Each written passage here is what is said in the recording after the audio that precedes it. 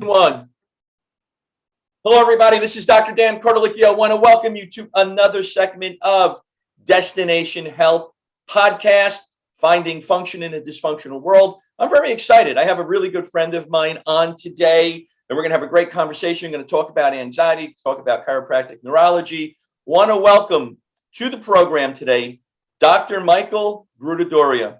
Dr. Mike, how are you today? Hi, how are you today, Dr. Dan? I'm doing great. Thank you very, very much for having me today. Yeah, no problem. It's always good. We've been discussing for the last 2 years for Dr. Mike to come on the program. We get busy and it doesn't happen. And I think we're going to have multiple podcasts here because there's so much to talk about. So anyway, Dr. Mike is a doctor of chiropractic. He's a board certified chiropractic neurologist through the American Chiropractic Neurology Board. He is an advisory board for Functional Medicine University. He blends nutrition, neurology, sports medicine into his practice, just like I do. Advanced training, traumatic brain injury, vestibular disorders from the Carrick Institute, just like I do. He treats all different types of individuals, professional athletes, anxiety, autism, and so forth. He's been interviewed on TV many times. Migraines, anxiety, autism, depression. And he and I are part of #SameHere, which we'll get into in a little bit. Dr. Mike, thank you very much for coming on to the program. And let's get right into it. You were a chiropractor just like I was. And then you changed. You became a chiropractic functional neurologist. What was that moment in time that you decided to change your life and change your career? You know, it's very interesting because I became a chiropractor and was very excited about sports injuries, and I was competing in bodybuilding and powerlifting and a former football player. So I was very much into sports and working with athletes. And, what we learned in chiropractic college was a philosophy that the body has the ability to heal itself. And that by adjusting the spine, you release this energy, basically, that allows the body to heal itself. But I was always a little bit torn about the idea about philosophy and really practicing along the lines of philosophy. Although I believed it and I understand it and I've seen it work, I was really just much more curious about the science. One day, a neurologist, I invited a neurologist out to lunch. And, over lunch, he says, "So Michael, tell me what a subluxation is." So I start explaining to him, basically it's, a series of joints out of place in the spine, and it causes spinal nerve pressure and it causes changes in the body. And he said, "No, it's not. When you know what it is, call me and we'll have lunch again." And it just threw my whole world upside down because I just spent, all this time, in graduate school learning to be a chiropractor. And here I have this guy shooting me down saying that's not the case. So, and he was a medical neurologist, if I remember the story, right? So, it was interesting because he said, "Listen, if you have nerve root pressure, you're really going to have EMG changes. You're going to have atrophy of the muscles. You're going to have all these other things. Right. And you really have that with subluxation." He said, "I'm not knocking subluxation, but I think that you need to be clearer on what it actually is." And that guy changed my life that day because that was the day I called the Carrick Institute. So Dr. Ted Carrick is just literally the most brilliant guy in the world. He took neurology and he made it functional, just like we have functional medicine now. I mean, back, 30 years ago, he was interpreting how the brain worked and just, looking at structure and trying to interpret pathology. He was looking at dysfunction. So, over the last, 25 years, I've been studying with Dr. Carrick and taking all these classes and, staying up on, I just finished 35 hours of postdoctoral education, just, in the last several months just to maintain my diplomate. But the bottom line is that we live in a society that says when we get sick, we go to the doctor. Mm-hmm. The doctor basically says, "What's wrong? Let me evaluate your symptoms. Let me give you an exam. Let's do some labs. And then here's a pill or a potion or a surgery." And then they imply, "Come back when you're sick again." There's nobody intervening saying, "Hey, this is where your body's at right now. And this is the lifestyle modification. Well, these are the things that you need to change in your life in order for you to get well and stay well." Mm-hmm. That really was always something that intrigued me because I was always very much into health and fitness. Mm-hmm. So, we just have a different paradigm now. And I think bringing neurology to chronic health conditions, its time has come. Yeah. I agree with you. And you and I were in the program together many years ago, many decades ago. So when was that moment in time that you decided to add nutrition and functional medicine into your office? So, I was always into nutrition because it was always something that I did personally. So, but, understanding nutrition and how you do it and understanding the science of nutrition are very, very different things. One of my kids was diagnosed with ADHD and like a learning disability. And it threw me upside down because immediately, they were like, oh, your child needs to be on medication. And, 1 in 6 kids are on medication. And I was very resistant to that, especially in the beginning, because I was thinking, nobody's even really looking.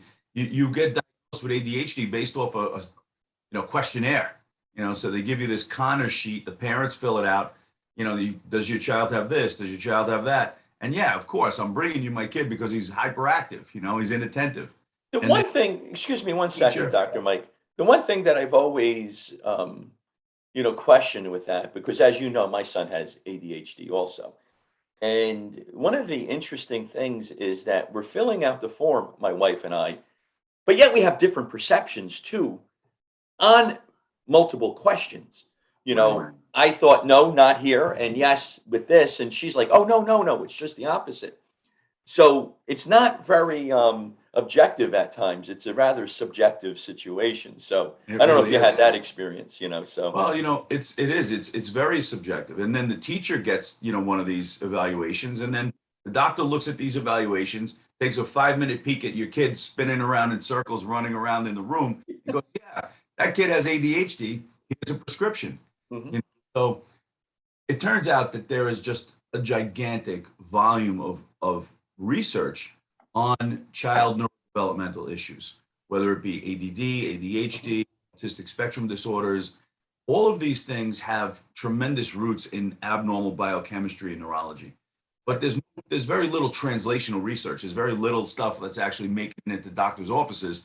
So they're just taught to evaluate and medicate, evaluate, medicate. And so, what we're able to do is look at things very differently. Yeah. That experience of spending those 3 years studying all this crazy Right. biochemistry led me to realize that the same thing that are going on with kids are going on with us. So those same biochemical abnormalities that cause changes in developmental, issues in kids are causing long-range chronic issues in adults. I agree, and I did same and similar. I mean, my foray into functional medicine was having that heart attack, and then you change because metabolic dysregulation was my wheelhouse, my avatar for a long time. It still is, and now it's moved into ADHD as well as cancer because my mother was just diagnosed with adenocarcinoma of her left lower lobe. So let's talk about anxiety.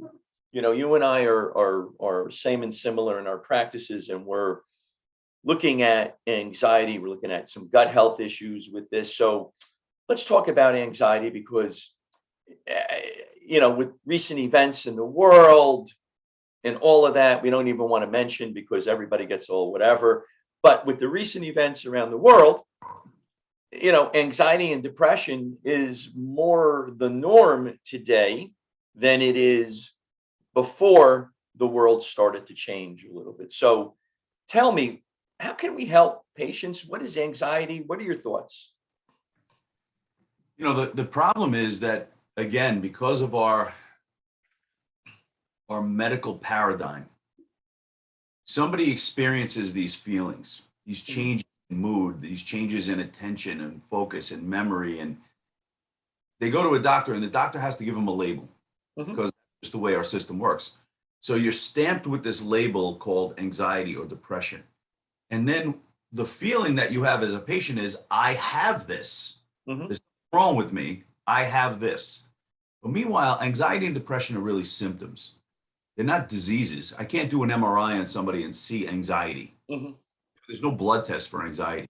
So anxiety is really a change in the way the brain works as a result of something else that's going on, whether it be emotional, mental, or physiological or neurological. But nobody's looking for that. Again, same thing with ADHD. You go into a doctor's office and you explain how upset you are and that your heart is beating and you're sweating, and every time something stressful happens, you're having a meltdown, and they go, oh my God, you have anxiety. Let me give you some Xanax, and if that doesn't work, maybe we'll put you on an SSRI medication and we'll modulate your brain instead of looking at the why. And I think that's really what you and I have, such a common ground on is we're searching for why is this happening with this particular person. You don't have anxiety, you're experiencing anxiety. And there are so many reasons why people experience anxiety. Let's get into those root causes. What are Yeah. some of the reasons why people experience anxiety? All right, so let's start with, the most common one, which is emotional. There's something called the ACE score, ACE. It's called childhood events. So if there's an easy questionnaire that you could take, just, Google ACE score on, at any time, and you'll see a 10-question quiz pops up. And the higher the level of answers that are positive on your quiz, the increased propensity for you to experience anxiety and depression in your life. And these events that happen to children, like, a death of somebody in the family, or incarceration of one of your parents, or alcoholism or abuse, all these different things that affect children create changes in their nervous system. And then as they develop, they have an increased risk for experiencing anxiety. So certainly there's a huge emotional piece that goes along with anxiety. But there are many people that have a lot of those events that don't have anxiety. Right. Correlation doesn't prove causation. What is the difference then between an individual who experiences anxiety from your clinical experience to one who does experience anxiety? What is that difference that you Well, see? I mean, let's just take an adult, right? So let's say we take two 19-year-old young people and we send them to war. And they both are together, they experience the same horrific things, and then they both come back, and one has PTSD and the other one doesn't. Now, if it was purely the emotional experience that did it, they would both have PTSD. But it's not the case. So we know that there are changes in us. There's genetic predisposition. There are different epigenetic changes. There's things called MTHFR genes. There are COMT, MAO, all of these different genes that code for our neurochemicals. That's one particular thing. But we also know that the nervous system has two major divisions. We have a sympathetic and parasympathetic division. And people who have anxiety have a real upregulation in their sympathetic responses. So looking at how the brain works can really help us to understand how we can reduce anxiety in people and teach them how their body works. Once I teach you how your body works, you're empowered to take better care of it. The problem is that our system doesn't teach anybody how their body works. They basically just rubber stamp them with a diagnosis, and then they give them medication. It's very, very frustrating. Right.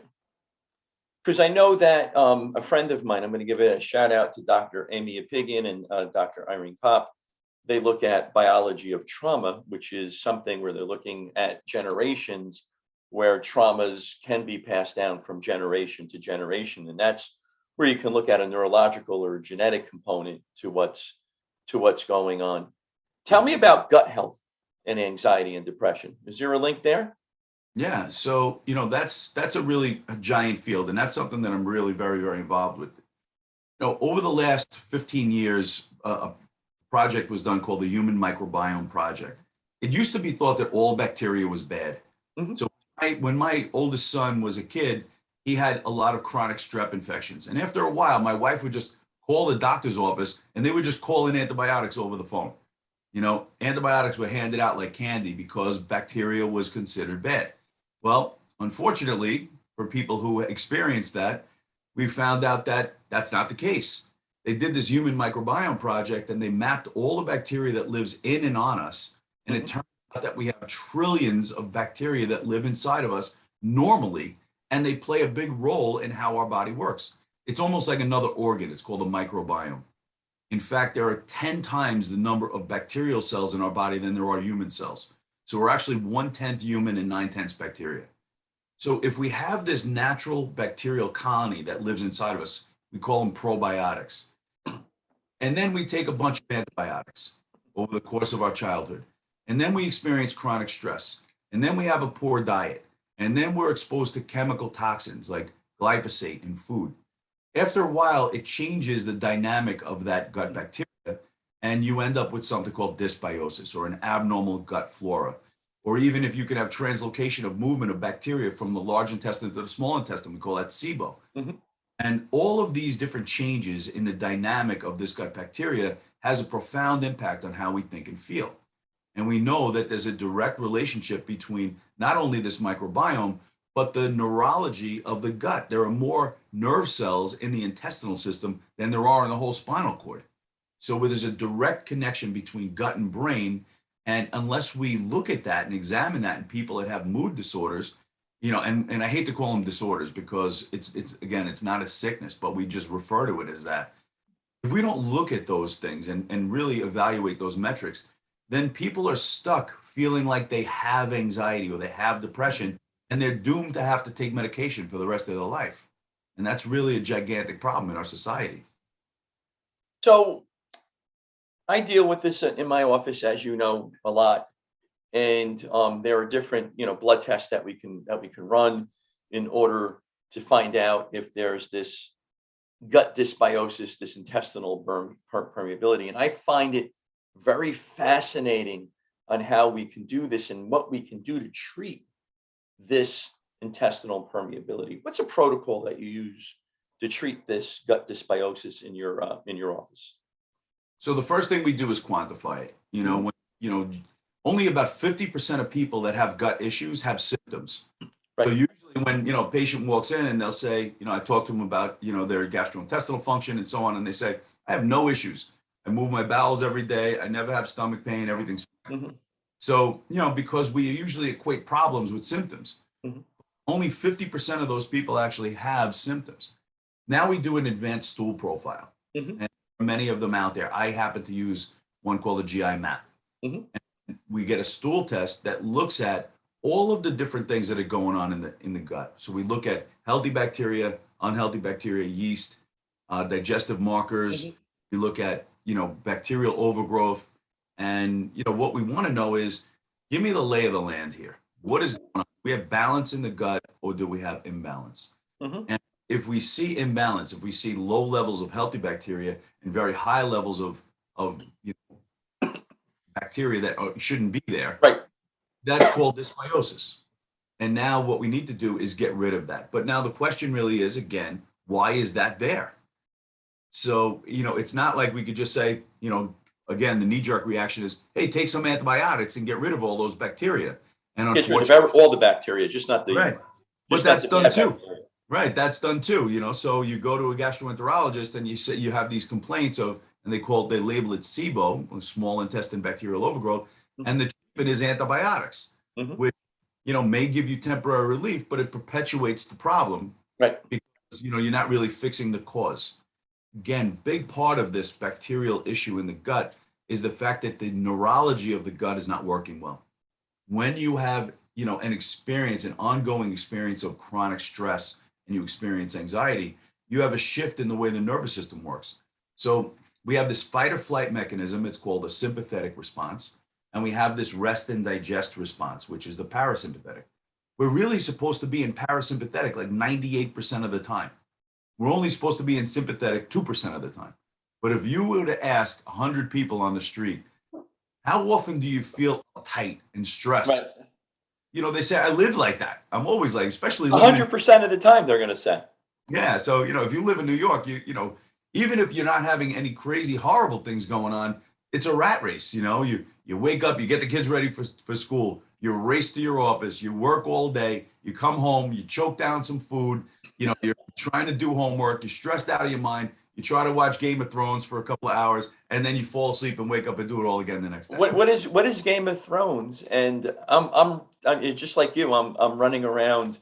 You're baseball and I'm hockey, so I'm running around hockey all week and all weekend. So yeah, Game of Thrones is a great show. I'm just rewatching it actually. It was on like several years ago, but it's a very cool show that was all about like medieval times.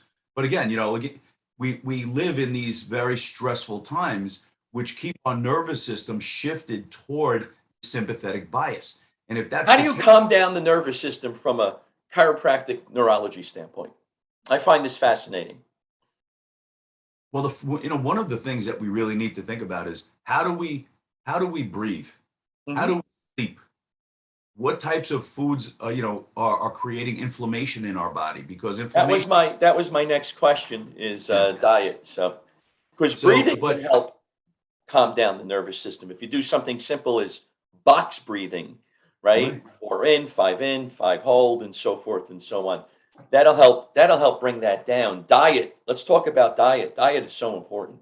Well, before we move on to diet, let me tell you, you asked about the neurology. The frontal lobes of the brain are the most recent developments in the human system. They actually, the largest part of their work is to inhibit things, to shut things down. When the frontal lobes are working well, it can slow things down in the rest of the system. Mhm. Just like we talked about ADHD. Is ADHD really attention deficit? My opinion, it's not. It's really attention hypervigilance, meaning you're attending to everything. Kid Mhm. looks like attending to everything. He's distracted. The frontal lobes are not working as well as they should to slow things down. The frontal lobe should be calming things down, but it's not working so well. So it's a frontal lobe weakness. Mhm. When you give somebody Ritalin, it ramps up the frontal lobes, Mhm. which shuts everything else down and allows the child to become, under control.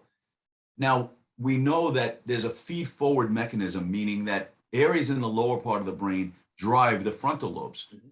So the cerebellum is really like the key that drives frontal systems. And cerebellum is the area in the lower part of the brain that actually receives information from the body. So movement, complex movement of the body drives cerebellar function, which drives frontal lobe function, which calms everything down. It Mhm. shuts sympathetic responses. Hence, exercise is the most powerful anti-anxiety, antidepressant thing you can do because it supports this normal frontal lobe function. But how many people are actually exercising? That's right. I remember in high school, legs are shaking, I'm jittery, and so forth and so on. You become this athlete because it did make you feel good at some point in time. And I played every sport known to humankind in high school, from football to basketball to baseball to track and so forth. Whatever I can get my hands on, that's what I did because it definitely calmed it down. And I gave this.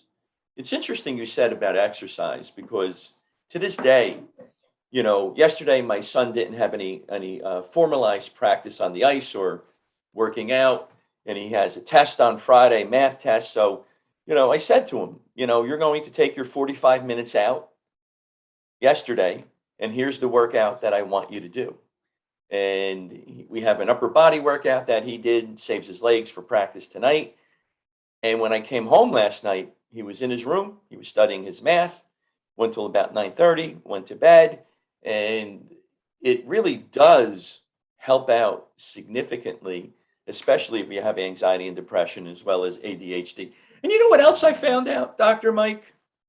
Just as a sidebar, is that the individuals that come in with ADHD, especially the boys, you know, they don't read books as much in school anymore.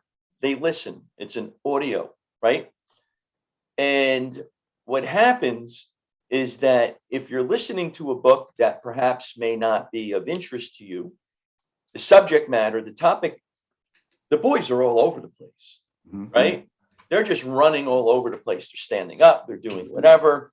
And then maybe if you get into Harry Potter and Percy Jackson, that may be something that they may be a little bit more interested in, and they have more attention. So, I think this is multifaceted when it comes to this. Mhm. Tell me about diet. Tell me about diet. Diet is so important.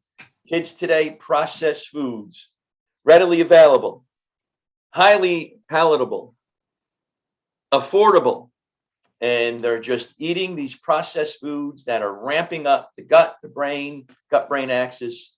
Talk about diet. So, you know, we're all from different parts of the world historically. And then we all moved to America, where we have an abundance of food as well as of really, significant diversity of food. But if you think about it, if you're from Europe, the Middle East, Africa, South America, you're genetically predisposed to eating certain foods that are locally grown because we didn't have this worldwide economy. Mm-hmm. So our bodies were really set up to eat certain foods and pretty much locally grown foods.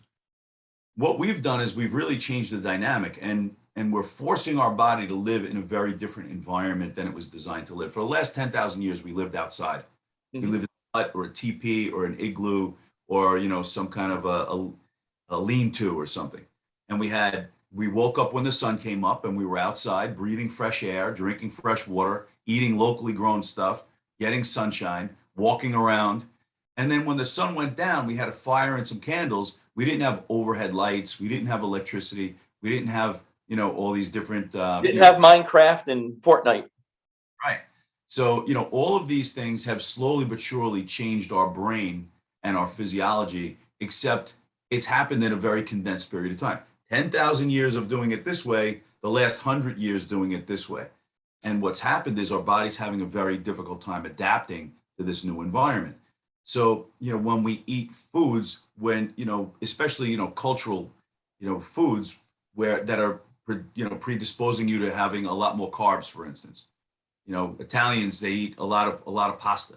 Hispanic people eat a lot more rice and beans, for instance, which is, I think, my favorite food. The problem is that our bodies, without the amount of stimulation that we're supposed to be getting, both from sunshine and from exercise, just doesn't process these foods as well as it should, and it leads to inflammation. And inflammation really is the ground floor for all chronic illness, including anxiety and depression. So we know that inflammation has negative effects on all our biochemical functions. So if you have high levels of inflammation, it actually changes your ability to make neurotransmitters. If you have a gut problem, you don't take in enough protein, or you don't digest and absorb enough protein, you can't make neurotransmitters. Neurotransmitters are, the ones that we talk about all the time are serotonin and dopamine, but they're actually from tryptophan and tyrosine, which are acids that we just get from eating protein. But, when I question my patients when they come in, half of them really don't eat a lot of protein. They live on carbs. So all of these different issues all come into, how do we turn this patient around? We need to look at their diet. We need to look at their lifestyle. We need to look at their digestive capacity, their microbiome, their brain function. And when you take all of those things into account, you can actually turn the whole thing around. It's reversible. But you have to have a willing and motivated patient, because they have to really want to make these changes. It's not that easy. A lot easier to take a pill. Yeah, you know what? We make positive lifestyle changes in our practices that help out. Now, I don't give supplements. Sometimes you go to I have a lot of patients coming in to me and they have like 12 different supplements that they're taking, 15 different supplements that they're taking, and it's become a situation where they're just throwing supplements out in order to try to regulate, metabolism and biochemistry. I do recommend supplements only appropriately. I had a patient come in, they had some gut issues, and they were taking, I think, 8 different enzymes. And I said, why are you taking 8 different enzymes? And taking away some of that stuff can equal pain to some individuals, because they really, don't know what to do. They don't know what they don't know. So with a gut issue, anxiety, what types of supplements do you like to recommend to help out? I mean, the first step always is remove. First step in trying to fix somebody's gastrointestinal system. So we have to look at foods that they may be sensitive or reacting to, and we have to remove those. If we have an overgrowth of bacteria or yeast or pathogenic microbes, we have to remove those. And so before we work on supplementing and adding things in, a lot of people feel like, oh, a probiotic for everybody. And if you have an overgrowth of bacteria, adding more bacteria in doesn't really make a lot of sense to me. We have this idea that these probiotic bacteria are like, they're super beings. They're going to go in there and dominate, have this war with the bad bacteria, take over, and everything's going to be fine. It doesn't work like that. So, what we need to do is really focus on lifestyle change, dietary change, neurology changes. We need to shift that parasympathetic function and really build that up. Mindfulness, meditation, connecting with nature, breathing exercise, all those things are very, very important. Sleep restoration. Mm-hmm. But as far as trying to get rid of bad bacteria, medically, there's a drug called rifaximin or Xifaxan that's used very commonly.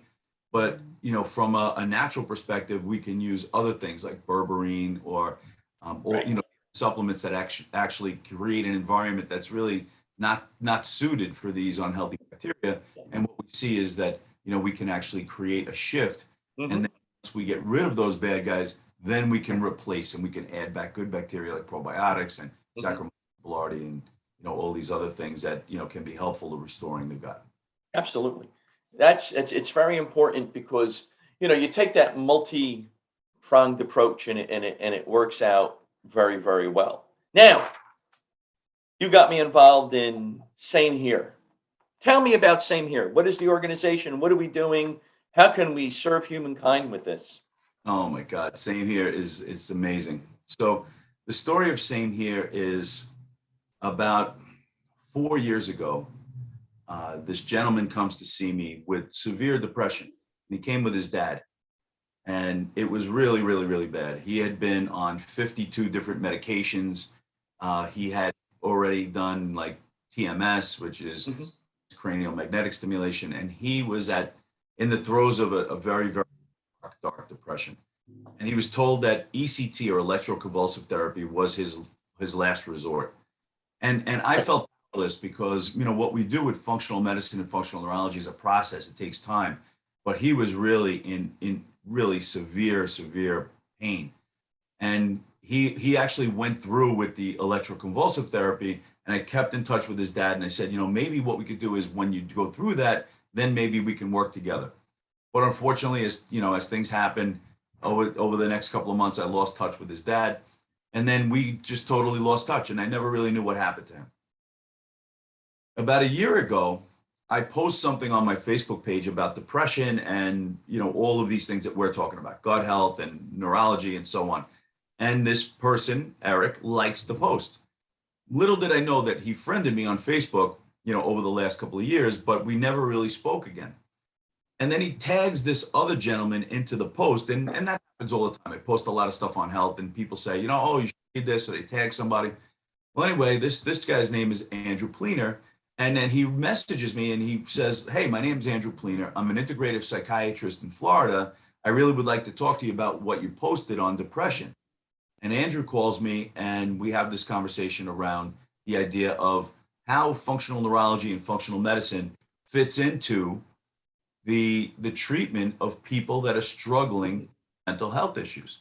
So I laid out this whole thing about, understanding lifestyle, understanding evolution, epigenetics, neurology, biochemistry. And then we had multiple meetings, and with Eric as well.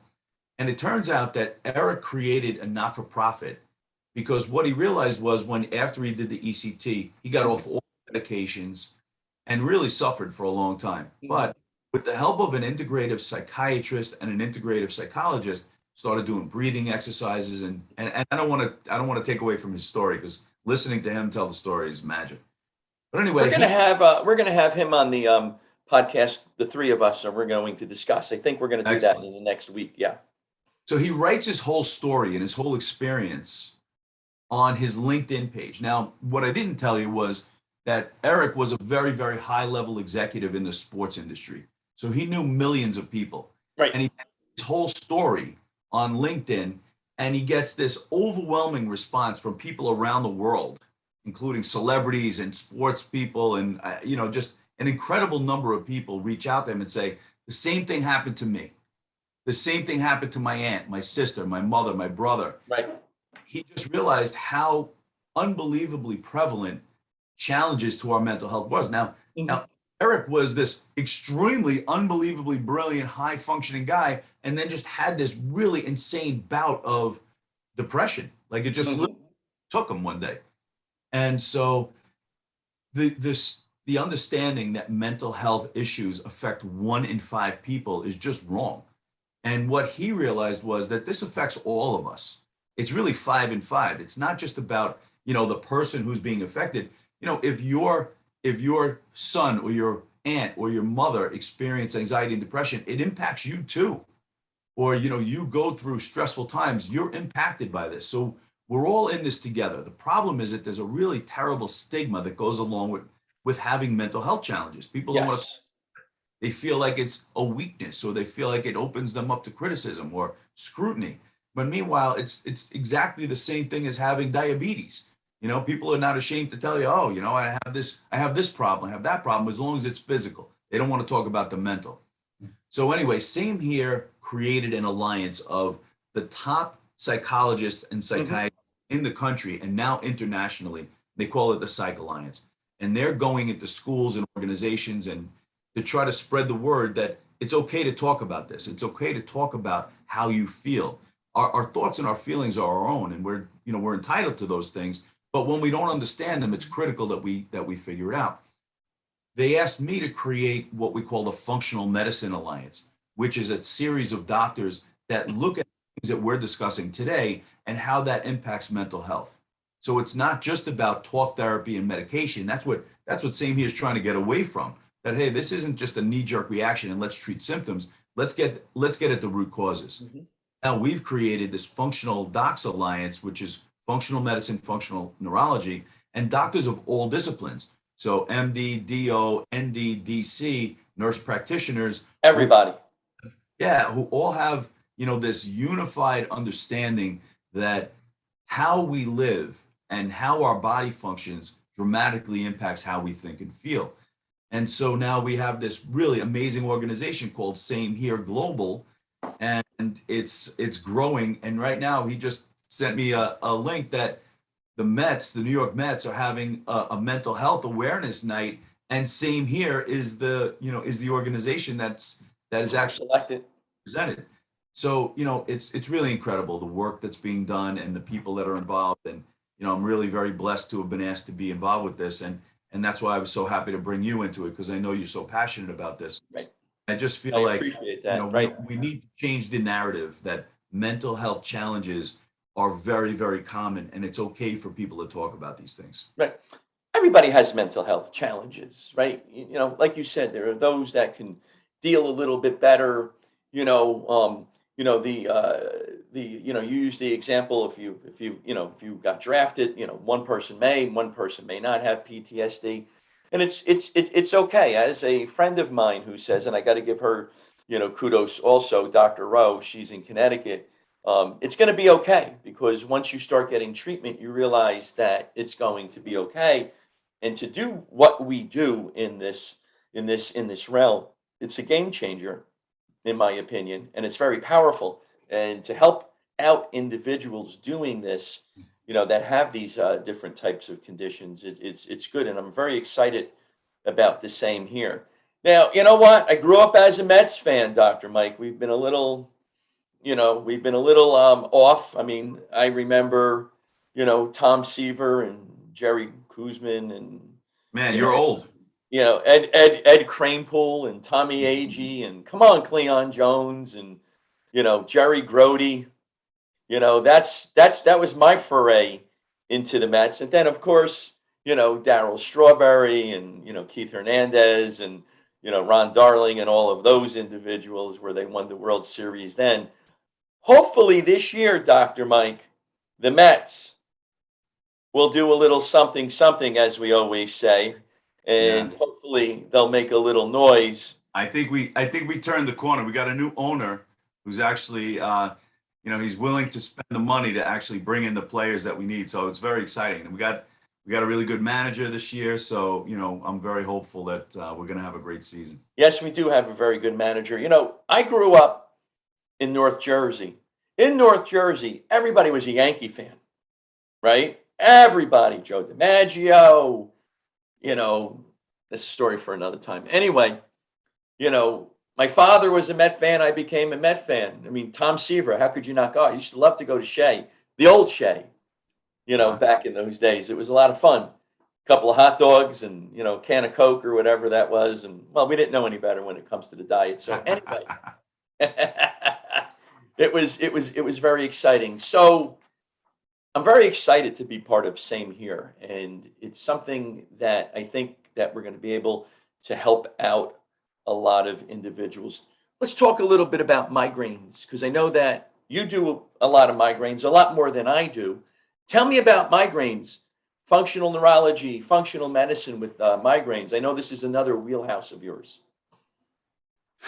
What's interesting is that there's a common thread among all of these chronic neurological issues, and it's called dysfunction.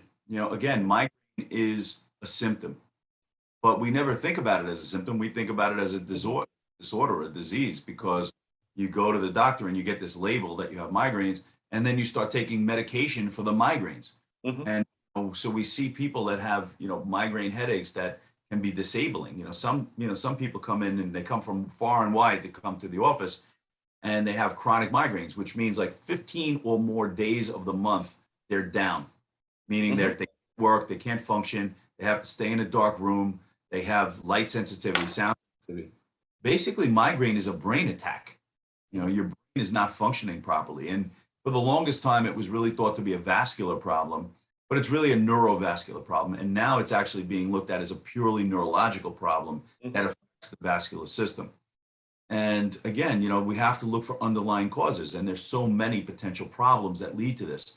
Gastrointestinal health plays a big role. Cervical spine, meaning neck issues, can play Mhm. a role. But essentially, it all comes down to brainstem dysfunction, meaning an area in the brain that connects the brain to the spinal cord is called the brainstem. It's about the size of your thumb, and the nerves in that region that control the blood vessels to your head Mhm. are involved, and it's called the trigeminal vascular system. And when you have dysfunction in this area, it can become extremely sensitive to different sensory stimuli. Right. So now, all of a sudden, a light or sound or whatever overfires this area, which lights up your whole brain, and you have this brain attack, and we just Mhm. describe it as a migraine. So, unwinding these things is very interesting for me because we get the chance to be the detective. Why is this person having a Yeah, migraine? we are definitely the health detectives when it comes to this. Yeah. It's not like, okay, you have migraine. This is what we do for migraine. There are so many different causes of migraine, and that's why these meds don't work for everybody because Mhm. let's say there are four major causes, and but we assume that, medically we assume that it's just a migraine. Migraine is migraine. So I'll give you medication. Maybe that medication works for one of the causes, but then that person is stuck taking that medication because there's really no alternative.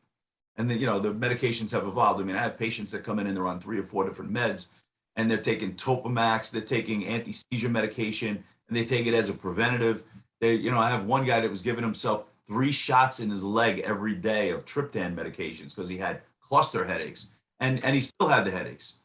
Yeah. So, and what do these meds do to our nervous system if they're not working, but you take them every day? Right. And it's the same thing with anxiety and depression. People come in, they still continue to suffer with anxiety and depression, but they're on 4 different meds, Right. aren't working. And what is that doing to the brain when we know that these are neuroactive medications? You know what I find is interesting?